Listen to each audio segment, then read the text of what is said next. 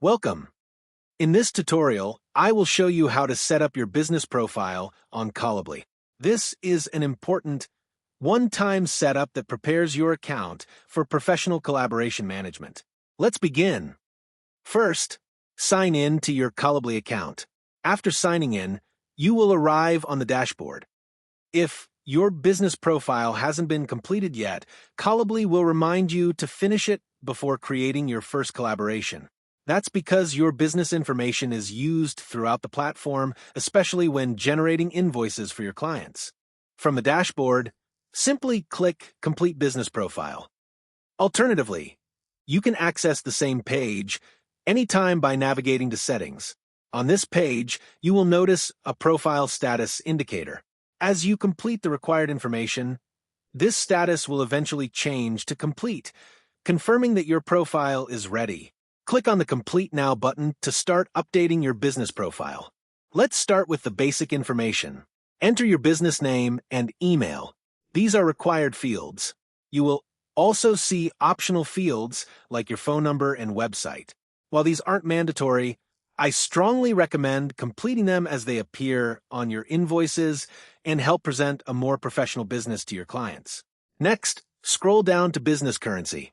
Choose the currency you use for your business.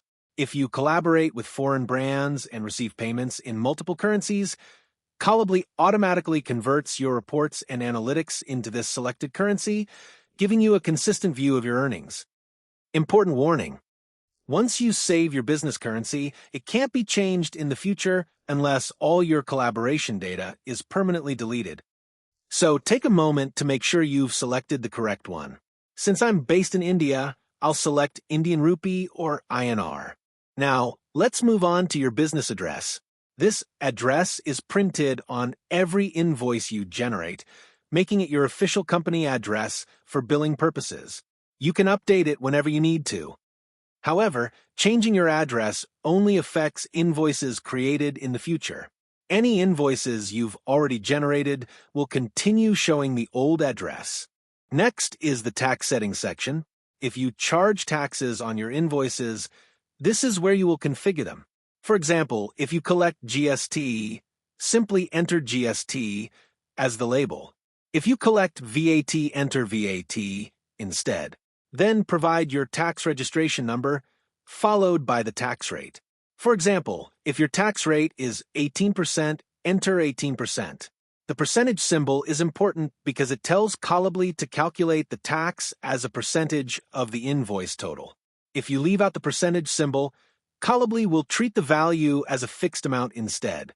This feature is useful if you want to add a flat charge, such as a platform fee. For example, enter platform fee as the label and 200 as the value without the percentage symbol. Every new invoice will automatically include a flat fee of 200.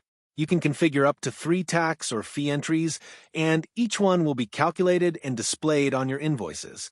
Now scroll down to Invoice Defaults.